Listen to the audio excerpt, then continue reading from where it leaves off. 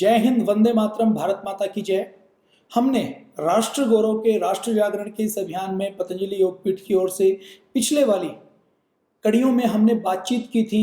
भारत चीन के संबंध क्या हैं, चाइना भारत को कैसे घेर रहा है, भारत और पाकिस्तान के संबंध क्या है, पाकिस्तान से ने किस प्रकार से हमारे पीओके के ऊपर कब्जा किया हुआ है, उस पीओके को हम वापस कैसे ले सकते हैं, चाइना वहां पर क्या षड्यंत्र कर रहा है, गिलगित क्या है, बाल्टिस्तान क्या है, पीओके का मुजफ्फराबाद क्या है, भारत माता का मस्तक क्या है, भारत माता का मुकुट कौन सा है जिसके ऊपर पड़ोसी ने कब्जा किया हुआ है, उसकी हमने बातचीत की थी। आपने यदि वो एपिसोड नहीं देखे हो तो आप आस्था टीवी की ऐप डाउनलोड करके वहां से देख सकते हैं। अब अगली कड़ी में चलते हैं। देखिए, भारत के अंदर, भारत एक अखंड भारत है, लेकिन भारत के 1947 में भारत का एक हिस्सा टूटा और वो पाकिस्तान बना। आज वर्तमान समय में हम बात करें तो पाकिस्तान के अंदर मुख्य रूप से 4 प्रांत हैं। बलूचिस्तान है, सिंध है, पंजाब है, खैबर पख्तून है। ये 4 प्रोविंसेस पाकिस्तान के अंदर है। अब इसमें यदि देखा जाए तो एक क्षेत्र ऐसा है बलूचिस्तान, जो पाकिस्तान के साथ आजादी चाहता है। बलूचिस्तान क्या है इसकी मैं आपको जानकारी दूं। जैसे पीओके भारत के लिए बहुत ज्यादा महत्वपूर्ण है, ऐसे ही ये बलूचिस्तान भी बहुत ज्यादा महत्वपूर्ण क्षेत्र है। इसकी सीमा ईरान के साथ लगती है। और इसके साथ साथ यदि हम बात करें तो पाकिस्तान के आतंकवाद को तोड़ने का, पाकिस्तान के आतंकवाद को नष्ट करने का, पाकिस्तान के आतंकवाद को इलाज देने का, उत्तर देने का केवल एक ही तरीका है कि वो बलूचिस्तान की आजादी के लिए। देखिए, बलूचिस्तान ऐसा इलाका है जहां पर उस रेतीले इलाके में यूरेनियम बहुत है, पेट्रोल बहुत है, नेचुरल गैस है, सोना है, तांबा है और अन्य धातुएं वहां पर पाई जाती हैं। हम यदि बात करें तो 1952 में बलूचिस्तान में डेरा बुक्ती में गैस का एक्सट्रैक्शन शुरू हुआ। 1954 में वहां पर परियोजना शुरू की। पाकिस्तान के सारे बलूचिस्तान को छोड़कर बाकी 3 राज्यों में, खैबर पख्तून में, सिंध में, पंजाब में, वहां पर उस गैस का लाभ मिला। लेकिन जिस बलूचिस्तान के इलाके में ये गैस के भंडार पाए गए, यहां से गैस मिलने के बाद भी बलूचिस्तान को इस गैस का एक हिस्सा नहीं दिया गया।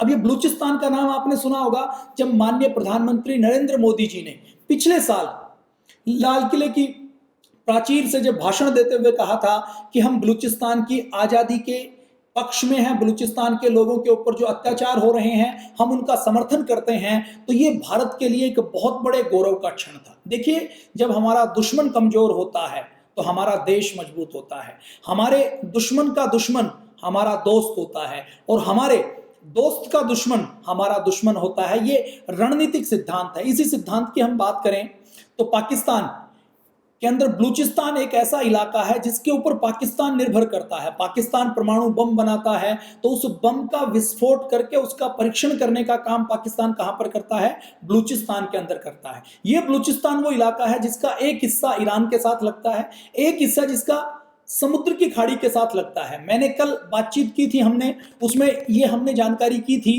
कि चाइना जो पाकिस्तान चाइनीज इकोनॉमिकल कॉरिडोर बना रहा है, जो पीओके से होकर जो बलूचिस्तान में जाता है, और बलूचिस्तान में जाते हुए वो ग्वादर का पोर्ट जो बलूचिस्तान के समुद्र के तट पर बन रहा है, उस पोर्ट के माध्यम से भारत को घेरने की एक योजना पाकिस्तान और चाइना बना सकते हैं। उस कॉरिडोर के माध्यम से योजना बना रहे हैं। तो ये बलूचिस्तान बड़ा महत्वपूर्ण है। तो इन आजादी के 70 सालों में देखिए, बलूचिस्तान 1947 में, मैं आपको थोड़ा सा इतिहास में ले जाना चाहूंगा। 1947 में भारत को आजादी मिली।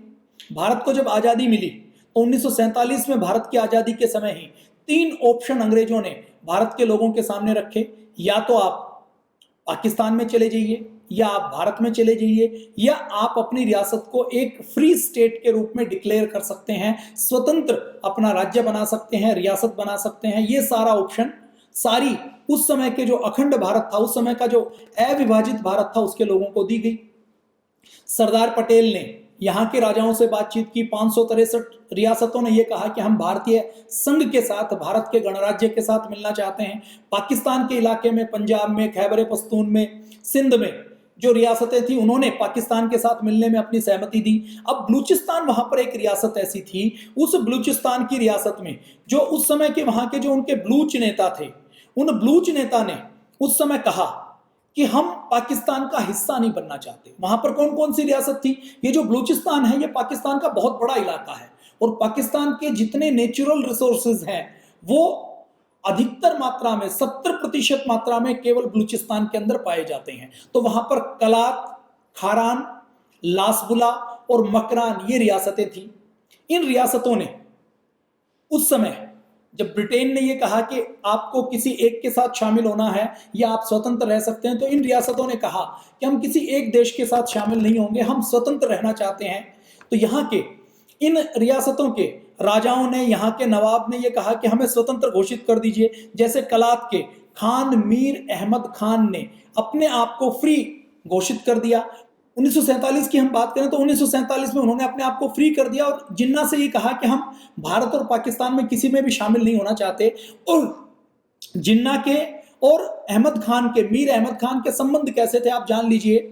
उनका कोई अंग्रेजों के साथ विवाद चल रहा था, तो अंग्रेजों के साथ विवाद चलते हुए मीर अहमद खान नाम के नवाब ने, जो बलूचिस्तान का नवाब होता था, जो बलूचिस्तान के अंदर मकरान कलात का नवाब था, उस समय उन्होंने जिन्ना को अपना वकील रखा और जिन्ना को वकील रखते हुए उन्होंने कहा कि आप अंग्रेजों के सामने मेरी रियासत का केस लड़िए। और जिन्ना के वजन के बराबर सोने की अशर्फियां उन्होंने भेंट की थी कि आप हमारा केस लड़िए। ये 1947 से पहले की बात है। अब देखिए जिन्ना कितना दगाबाज है, कितना धोखेबाज है, कितना विश्वासघातक है, इसका अंदाजा आप लगा सकते हैं कि कलात के खान मीर अहमद खान ने जिन्ना को अपना वकील बनाकर अंग्रेजों से अपनी रियासत को बचाने के लिए, उनको वकालत के लिए सोने में उनको तोला था। लेकिन जैसे ही 1947 में अंग्रेजों ने जिन्ना को प्रमोट किया, तो वही जिन्ना जो उनके लिए एडवोकेट का काम करता था, उसने उस रियासत को पहले कहा कि ठीक है आप फ्री रह सकते हैं। बलूचिस्तान ने अपने आप को, मीर अहमद खान ने अपने आप को आजाद घोषित कर दिया। 1947 के अगस्त में ही उन्होंने वहां पर असेंबली बना ली, लोअर हाउस बनाया, अपर हाउस बनाया। अपनी रियासत में उन्होंने एक तरीके से प्रजातंत्र की स्थापना कर दी और अपने आप को आजाद घोषित कर दिया। वहां पर प्रजातांत्रिक तरीके से बलूचिस्तान के लोगों द्वारा चुनी हुई सरकार मीर अहमद खान के नेतृत्व में काम करने लगी। 254 दिन तक बलूचिस्तान आजाद रहा।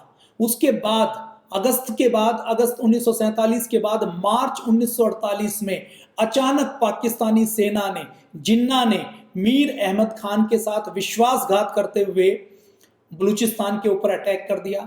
बलूचिस्तान के ऊपर अटैक करने के बाद जबरदस्ती बलूचिस्तान के लोगों की इच्छा के विरुद्ध बलूचिस्तान को पाकिस्तान के अंदर मिला लिया गया। और ये मार्च 1948 की घटना के बाद आज तक बलूचिस्तान के लोगों ने अपने मन से अपने आप को पाकिस्तानी देश का हिस्सा नहीं माना, पाकिस्तानी नहीं माना। वो अपने आप को कहते हैं कि हम बलूच हैं। और ये जो बलूच लोग हैं, ये बार बार आप देखेंगे, कई बार आपको इंटरनेट के ऊपर वीडियो मिलेंगे, ये बलूच लोग वो हैं जो वहां पर भारतीय संस्कृति की, मोदी की या राष्ट्रवादी लोगों की जय जयकार करते हैं। वो कहते हैं भारत से कि इंटरनेशनल मंच पर, इंटरनेशनल फ्रंट पर आप हमारी आवाज उठाइए। आपने पूर्वी पाकिस्तान को आजाद करवाया, तो आप बलूचिस्तान को आजाद करवाइए। अब बलूचिस्तान को आजाद करवाने के लिए वो लड़ाके लगातार 1948 से संघर्ष कर रहे हैं। मैं आपको दो घटनाएं अभी तत्काल की बताता हूं। अभी कोई 15 दिन पहले स्वीडन की एक नहर में एक शव पाया गया। 25 दिन पहले एक पत्रकार गायब हुआ था, जो बलूचिस्तान का पत्रकार था, जो किसी तरह वहां से जान बचाकर स्वीडन के अंदर भागा था। स्वीडन के अंदर 25-30 दिन पहले वो अचानक गायब हो गया और गायब होने के बाद 25 दिन बाद उसकी डेड बॉडी स्वीडन की नदी के साथ जुड़ते हुए एक नाले के अंदर पाई गई। वो बलूचिस्तान का पत्रकार था। मानवाधिकार आयोग से लेकर सारे मंचों के ऊपर उसकी आवाज उठाई। तो उसके बारे में यह कहा जाता है कि उनकी हत्या आईएसआई ने करवाई। बलूचिस्तान के लड़ाके लगातार संघर्ष करते हैं। बलूचिस्तान का संघर्ष कैसा होता है आप अंदाजा लगा लीजिए कि अभी 7 दिन पहले की घटना है। पाकिस्तानी सेना के एक मेजर और पाकिस्तानी सेना के 6 जवानों को बलूचिस्तान के लड़ाकों ने, बलूचिस्तान को फ्री करने के लिए बलूचिस्तान को आजाद आर्मी बनी हुई है, उन्होंने बम धमाके में और गोलीबारी में उड़ा दिया। तो आप समझ सकते हैं कि उनके अंदर जिजीविषा कितनी है। वो लगातार संघर्ष करते हैं, लगातार लड़ते हैं। और कैसे लड़ते हैं कि पाकिस्तानी सेना जब उनको रोक नहीं सकती, उनको जब दबा नहीं सकती, तो उन पाकिस्तानी सेना को बलूचिस्तान के अंदर, बलूचिस्तान के लोगों की आजादी की मांग को दबाने के लिए एयरफोर्स का प्रयोग करना पड़ा। मुझे लगता है पूरी दुनिया के किसी भी हिस्से में ऐसा कोई एग्जाम्पल नहीं मिलेगा, ऐसा कोई उदाहरण नहीं मिलेगा जब अपने ही देश के लोगों के आजादी के आंदोलन को, आजादी की मांग को, शांतिपूर्ण प्रदर्शन को दबाने के लिए किसी देश ने अपनी एयरफोर्स का प्रयोग किया हो, एयरफोर्स से गोले फेंके हों। तो ये बलूचिस्तान पाकिस्तान का एक बड़ा हिस्सा है। आप मैप में देख पा रहे हैं, मैप में आपको दिखाया जा रहा है कि पाकिस्तान के 4 हिस्से हैं, एक बलूचिस्तान, एक सिंध, एक पंजाब और एक खैबर पख्तून। ये जो खैबर पख्तून है इसकी सीमाएं कहां से लगती हैं? अफगानिस्तान से लगती हैं। और पंजाब है, इसकी सीमाएं कहां से लगती हैं? इसकी सीमा लगती है भारत के साथ। अब ये जो बलूचिस्तान है इसकी सीमा कहां लगती है? इसकी सीमा ईरान के साथ लगती है। ईरान कौन सा देश है? ईरान शिया देश है। पाकिस्तान कौन सा देश है? पाकिस्तान सुन्नी देश है। तो ईरान और पाकिस्तान के अंदर बहुत अच्छे संबंध नहीं है। भारत के ईरान के साथ बहुत अच्छे संबंध हैं और पाकिस्तान ईरान के ऊपर ये आरोप बार बार लगाता है कि ये जो बलूच लड़ाके हैं ये हमारी आर्मी के ऊपर हमला करते हैं और ईरान में जाकर छुप जाते हैं। तो इन सब चीजों के बीच में देखते हुए इंटरनेशनल फोरम के ऊपर और बलूचिस्तान के लोग बार बार गुहार लगाते हैं कि भारत इतना बड़ा देश है, इतना शक्तिशाली देश है, वो हमें आजाद क्यों नहीं करवाता, वो हमें पाकिस्तानी आर्मी के चुंगल से बचाता क्यों नहीं। हमने जो कल बातचीत की थी ना कि हम शांति प्रिय देश हैं, कई बार हमारे सद्गुण हमारी विकृति बन जाते हैं। हम यदि बात करें, पीओके हमारा है, गिलगित हमारा है, बाल्टिस्तान हमारा है, हम यूएन के अंदर इंटरनेशनल मोर्चे के ऊपर जबरदस्ती अपनी आर्मी भेजकर उसको खाली नहीं करवाते। हम बात क्या करते हैं? पाकिस्तान से आतंकवाद के मुद्दे पर बात करते हैं। और पाकिस्तान जिसने उस हिस्से के ऊपर कब्जा किया हुआ है, अब वो बात किसके ऊपर करता है? वो कहता है कश्मीर हमें दे दो, कश्मीर हमारा है, कश्मीर को आजाद करवा दो, जम्मू को हमें दे दो, लेह लद्दाख को हमें दे दो। तो हम डिफेंसिव होकर खेलते हैं, डिफेंसिव होकर हम बात करते हैं। छत्रपति शिवाजी महाराज का उदाहरण मैं रखना चाहूंगा कि हमें डिफेंसिव होकर बात नहीं करनी। सबसे पहले दुश्मन को कमजोर करना है और दुश्मन को कमजोर करने के बाद हमें ऑफेंसिव होकर खेलना है। हमें खुद पहले आक्रमण करना है, जैसा छत्रपति शिवाजी महाराज ने अफजल खान को मारा, शाइस्ता खान को मारा, तो वो हमें करना है। अब ये बलूचिस्तान के ऊपर जबरदस्ती कब्जा करने के लिए आज भी वो लगातार संघर्ष करते हैं, लगातार वो संघर्ष करते हुए लगातार काम करते हैं और काम करते करते वो भारत से एक बड़ी आशा की किरणों के साथ देखते हैं कि भारत हमें बचाए। पूर्वी पाकिस्तान को जैसे भारत ने आजाद करवाया था वैसे ही आजाद करवाने का काम करे। 1973 और 74 में बलूचिस्तान में बहुत बड़ा संघर्ष हुआ, इतना बड़ा संघर्ष हुआ कि पाकिस्तानी आर्मी को भी बैकफुट पर आना पड़ा। लगभग 40 से 50 हजार बलूच युवाओं को गायब कर दिया गया। बलूचिस्तान के अंदर आज भी पाकिस्तान इंटरनेट की सेवा बंद कर देता है। बलूचिस्तान के अंदर कोई धरना प्रदर्शन करता है तो युवाओं को गायब कर दिया जाता है, पत्रकारों को गायब कर दिया जाता है। मानवाधिकार नाम की कोई चीज वहां पर है नहीं। वहां पर बलूच लोगों के लिए, वहां जहां उनके पास नेचुरल रिसोर्सेज हैं, सोना है, चांदी है, यूरेनियम है, नेचुरल गैस है, तेल है, क्योंकि ईरान इराक के साथ लगता हुआ इलाका है, तो आप समझ सकते हैं कि एक तरीके से अरब देशों के साथ, खाड़ी देशों के साथ लगता हुआ इलाका है। तो यहां पर नेचुरल रिसोर्सेज, जैसे ईरान के अंदर तेल है, इराक के अंदर तेल है, वैसे ही बलूचिस्तान के अंदर है। बलूचिस्तान यदि आजाद हो जाए तो वो बहुत अमीर देश बन सकता है। बलूच लोगों की पीड़ा यह है कि हम पाकिस्तान के साथ रहना नहीं चाहते और हमारा सहयोग करने के लिए भारत हमें सहयोग नहीं करता। अब तक हमारे यहाँ 70 सालों तक जो सरकारें रही, उनका एजेंडा क्या रहा? वो कहती रही कि बलूचिस्तान का मामला पाकिस्तान का अंदरूनी मामला है, वो पाकिस्तान का आंतरिक मामला है, हम उसमें कोई दखलंदाजी नहीं करेंगे, हम उसमें कोई बातचीत नहीं करेंगे। पाकिस्तान उल्टा कश्मीर में हमारे आतंकवादी भेजता है, उग्रवादी भेजता है, पीओके गिलगित के ऊपर, बाल्टिस्तान के ऊपर कब्जा किया हुआ है, लगातार हमें डिस्टर्ब करता है, अलगाववादियों को पैसा देता है, पत्थर मारने वालों को पैसा देता है, आईएसआई को सक्रिय रखता है, मिलिट्री को सक्रिय रखता है, भारत के अंदर 26/11 जैसी घटनाएं करता है, संसद के ऊपर हमला करवाता है, अफजल गुरु जैसे, याकूब मेनन जैसे लोगों को तैयार करता है, ब्रेन वॉश करके आतंकवादी कैंप चलाता है। हम ना तो उसका उत्तर दे पाते और ना अपने दुश्मन को कमजोर करने का काम कर पाते। तो हम भारत की सरकार से अपील करते हैं कि बलूचिस्तान यदि आजाद हो जाता है तो उसमें सबसे बड़ा लाभ पूरे विश्व का है। यदि पाकिस्तान टुकड़े टुकड़े होता है, यदि पाकिस्तान कमजोर होता है, तो कमजोर पाकिस्तान, पूज्य स्वामी जी महाराज बार बार कहते हैं कि पाकिस्तान के 3 टुकड़े कर देने चाहिए। क्यों? क्योंकि पाकिस्तान के 3 टुकड़े हो जाएंगे तो सबसे पहले पाकिस्तान का उद्धार हो जाएगा। पाकिस्तान का उद्धार कैसे होगा? पाकिस्तान के 3 टुकड़े होंगे, छोटे छोटे राज्य होंगे, छोटे छोटे देश होंगे, तो वो अपना डेवलपमेंट खूब अच्छे से कर पाएंगे। नेचुरल रिसोर्सेज को ठीक से चला पाएंगे। छोटे छोटे टुकड़े हो जाएंगे तो पाकिस्तान की मिलिट्री की दादागिरी जो आज पाकिस्तानी सरकार के ऊपर चलती है, पाकिस्तान में सिर्फ जो नाम की डेमोक्रेसी है वहां पर डेमोक्रेसी ठीक से चलेगी। पाकिस्तान के अलग अलग टुकड़े हो जाएंगे तो पाकिस्तान के अंदर शिक्षा की, चिकित्सा की व्यवस्थाएं अच्छी हो जाएंगी। पाकिस्तान आज जो हथियारों के ऊपर अपना सारा पैसा खर्च कर देता है, क्यों? क्योंकि उसका जन्म विद्वेष के कारण हुआ, विरोध के कारण हुआ। वो अपने आप को भारत का स्वाभाविक दुश्मन मानता है और जो वो थोड़ी सी कमाई करता है उस कमाई का प्रयोग केवल वहां के नेता हथियार खरीदने के लिए कर देते हैं। पाकिस्तान के छोटे छोटे टुकड़े हो जाएंगे तो वो हथियार खरीदने की होड़ से बाहर हो जाएगा, दुश्मनी की होड़ से बाहर हो जाएगा और शांति प्रिय छोटे छोटे देश बन जाएंगे। तो वो पूरी दुनिया में आतंकवाद का प्रचार प्रसार करने का काम नहीं करेंगे। ओसामा बिन लादेन पूरी दुनिया में वर्ल्ड ट्रेड सेंटर के हमले के बाद गायब हुआ तो वो कहां पर पाया गया? वो पाकिस्तान के अंदर एटबाबाद की पहाड़ियों के अंदर पाया गया, अफगानिस्तान की सीमा पर। तो पूरे दुनिया के आतंकवादियों को शरण देने का काम पाकिस्तान करता है। तो पाकिस्तान के अंदर बलूचिस्तान की आजादी का समर्थन करना आज के दिन पूरी दुनिया का सबसे अधिक परोपकार और पुण्य का काम है। इससे आतंकवादी बनने वाले युवाओं के ऊपर रोक लगेगी और युवा अपना डेवलपमेंट कर पाएंगे, अपने आप को ठीक से चला पाएंगे। तो ये बलूचिस्तान के बारे में मैंने थोड़ी सी आपसे बातचीत की। अब बलूचिस्तान के बारे में और डिटेल में बातचीत करते हैं। बलूचिस्तान में जैसा मैंने आपको शुरू में बताया कि तांबा पाया जाता है, सोना पाया जाता है, चांदी पाई जाती है, नेचुरल गैस पाई जाती है, वहां पर तेल पाया जाता है, पेट्रोल, डीजल, क्रूड ऑयल पाया जाता है जिससे बहुत से पेट्रोलियम प्रोडक्ट हम बनाए जा सकते हैं।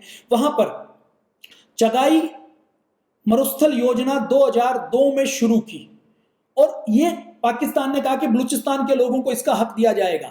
लेकिन इस योजना में चीन 75% जितनी भी चांदी, तांबा, सोना उत्पादन करता है उसका 75% चीन ले जाता है, पाकिस्तान को 25% मिलता है। और बलूचिस्तान के लोग ये कहते हैं कि जब भगवान ने हमें इतने नेचुरल रिसोर्सेज दिए हैं तो हमारे हिस्से में केवल 2% आता है।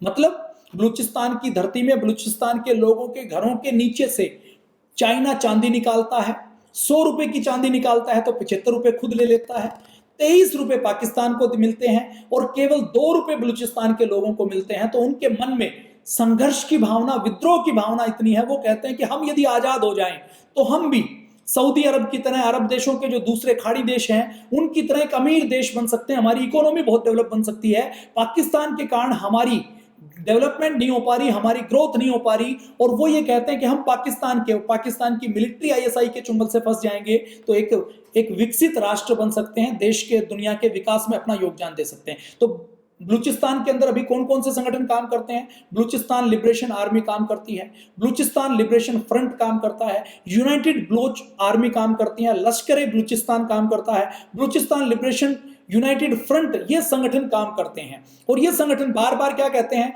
ये बार बार भारत से कहते हैं कि भारत की, जैसे आईएसआई भारत के अंदर आतंकवाद को पनाह देने की, आतंकवाद को फैलाने का काम करती है, वैसे ये लोग कहते हैं कि हमें भी किसी बड़े देश की मदद चाहिए ताकि हम अपनी आजादी की लड़ाई को लड़ सकें। तो भारत की सरकार से हमें यह मांग करनी चाहिए कि भारत की सरकार को भी अपनी खुफिया एजेंसियों को इतना सक्रिय करना चाहिए कि वो वहां पर आजादी की मांग उठाने वाले लोगों की आवाज को बुलंद कर सके। इंटरनेशनल जितनी भी फोरम होती हैं तो पाकिस्तान पहले कश्मीर का मुद्दा उठाए, उससे पहले भारत को बलूचिस्तान का मुद्दा उठाना चाहिए, भारत को बलूचिस्तान की आजादी का मुद्दा उठाना चाहिए, बलूचिस्तान के पत्रकारों की सुरक्षा की बात करनी चाहिए। बलूचिस्तान के अंदर पाकिस्तान की आर्मी जिस प्रकार से महिलाओं के साथ रेप करती है, बलूचिस्तान के अंदर पाकिस्तानी आर्मी जिस प्रकार से मानवाधिकार की धज्जियां उड़ाती हैं, किस प्रकार से हजारों युवाओं को रातों रात वहां पर गायब कर दिया जाता है, पाकिस्तानी आर्मी ऐसे अत्याचार वहां पर करती है। हम भारत की सरकार से और भारत के लोगों को भी जागरूक होकर पाकिस्तान की सरकार के, पाकिस्तान की आर्मी के अत्याचारों की वीडियोस को, उनकी फोटोज को, उनके बारे में देश के 130 करोड़ लोगों को जगाना चाहिए ताकि बलूचिस्तान के मुद्दे पर हम भारत के अंदर भी एक जनमत तैयार कर सकें और कह सकें कि भारत के अंदर सरकार वो होनी चाहिए जो पाकिस्तान के टुकड़े करके बलूचिस्तान की आजादी में अपना योगदान दे। और बलूचिस्तान आजाद होकर, जैसे आज ईरान भारत का दोस्त है, आज अफगानिस्तान की बात करें तो अफगानिस्तान भारत का दोस्त है, दुश्मन कौन है? दुश्मन पाकिस्तान है। तो इस पाकिस्तान के यदि 3 हिस्से हम कर देते हैं तो भारत का दुश्मन कमजोर हो जाएगा, भारत का दुश्मन खत्म हो जाएगा। कैलिफोर्निया में अभी कैलिफोर्निया में रिपब्लिक सांसद दाना रोहरा बचेर ने 2 सांसदों के साथ अमेरिकी कांग्रेस में बलूचिस्तान की लोगों की आजादी के लिए और उनके अंदर कि वो अपना सेल्फ रेफरेंडम करें, वो आत्मनिर्णय करें कि वो पाकिस्तान के साथ रहना चाहते हैं कि आजाद होना चाहते हैं, उसके लिए उन्होंने प्रस्ताव पेश किया है। और इस प्रस्ताव में उन्होंने कहा है कि बलूचिस्तान के लोगों को आजादी मिलनी चाहिए कि वो किसके साथ रहना चाहते हैं। अभी स्विट्जरलैंड के अंदर भी जिनेवा शहर के अंदर यूएनओ के अंदर ह्यूमन राइट की एक कॉन्फ्रेंस चल रही थी। उस कॉन्फ्रेंस के 43वें सत्र में वॉशिंगटन के इंस्टीट्यूट ऑफ गिलगित बाल्टिस्तान के निदेशक सेंगे एच सेरिंग ने भी और बलूचिस्तान के अंदर संघर्ष कर रहे लोगों ने संयुक्त रूप से पूरी दुनिया के सामने गुहार लगाई है कि हमें पाकिस्तान के आईएसआई के चंगुल से, पाकिस्तान की मिलिट्री के और आतंकवाद के चंगुल से हमें आजाद करवाना चाहिए। भारत एक शांतिप्रिय देश है। भारत कभी भी किसी भी पड़ोसी देश के ऊपर कभी आक्रमण नहीं करता, उनकी सीमाओं के ऊपर कभी कब्जा करने की बात नहीं करता। भारत कभी भी अपनी सीमाओं को जबरदस्ती विस्तार नहीं देता। भारत का कभी भी साम्राज्यवादी नजरिया नहीं रहा। भारत एक शांतिप्रिय और दूसरों की संप्रभुता का सम्मान करने वाला देश रहा है। हम यदि बलूचिस्तान की आजादी की मांग का समर्थन करते हैं तो वह बलूच लोगों के ऊपर बहुत बड़ा उपकार होगा। और बलूचिस्तान के अंदर जब जुलूस निकलते हैं, धरने प्रदर्शन निकलते हैं, शांतिप्रिय तरीके से लोग जब अपनी आवाज उठाते हैं तो वो बार बार भारत की ओर बहुत उम्मीद भरी नजरों से देखते हैं कि भारत के लोग, भारत के नेता, भारत की आर्मी जो शांतिप्रिय आर्मी है, जो सबके अधिकारों को सम्मान करती है, सबको उनके अधिकार दिलवाती है, तो उनसे वो गुजारिश करते हैं कि भारत को एक बड़ी भूमिका बलूचिस्तान में निभानी चाहिए। हम ये नहीं कहते कि पाकिस्तान की तरह वहां पर कोई उग्रवादी कट्टरता वाले लोग भेजे जाएं, लेकिन हमें यह सोचना पड़ेगा कि यदि पाकिस्तान का एक हिस्सा यदि ईरान इराक की तरह एक देश बनकर इस संसार के अंदर शांति स्थापित करना चाहता है, अपने नेचुरल रिसोर्सेज से पूरी दुनिया का कल्याण करना चाहता है, तो हमें उनका सम्मान करना चाहिए। जो बलूचिस्तान है, यहाँ के लोगों की हम बातचीत करें तो वो भारतीय संस्कृति से वैसी नफरत नहीं करते जैसे पाकिस्तान के नेता करते हैं, पाकिस्तान के कट्टरपंथी लोग करते हैं, जो भारत को नक्शे से मिटाना चाहते हैं। वो ये मानते हैं बलूचिस्तान के लोग, जैसे ईरान के लोग, अफगानिस्तान के लोग भारत के साथ अच्छे संबंध रखते हैं, भारत को एक भाई की तरह देखते हैं। यद्यपि संस्कृति में, खान पान में, बोलचाल में, पूजा पाठ की पद्धतियों में अंतर है, लेकिन ये अंतर वैसा नहीं है जैसी कट्टरता पाकिस्तान के इस बलूचिस्तान के इलाके को छोड़कर पाकिस्तान के कट्टरपंथी अलगाववादी नेताओं के मन में है, कट्टरवादी नेताओं के मन में है। बलूचिस्तान जो आजादी के समय स्वतंत्र था, जो आजादी के बाद भी 8 महीने तक स्वतंत्र रहा, स्वतंत्र रहने के बाद वहां पर लोअर हाउस, अपर हाउस बनाया गया, वहां के लोग उसका शासन करते थे। उसके बाद 1971 में जब बलूचिस्तान में एक बार पश्चिमी पाकिस्तान के सभी प्रांतों में पीपीई की जीत हुई, तो वहां पर बलूचिस्तान में पीपीई के साथ एनडब्ल्यूएफपी जो नेशनल अवामी पार्टी, जो कि नेशनलिस्ट बलूचिस्तान के लोगों की, बलूचों की पार्टी थी, उसकी जीत हुई थी।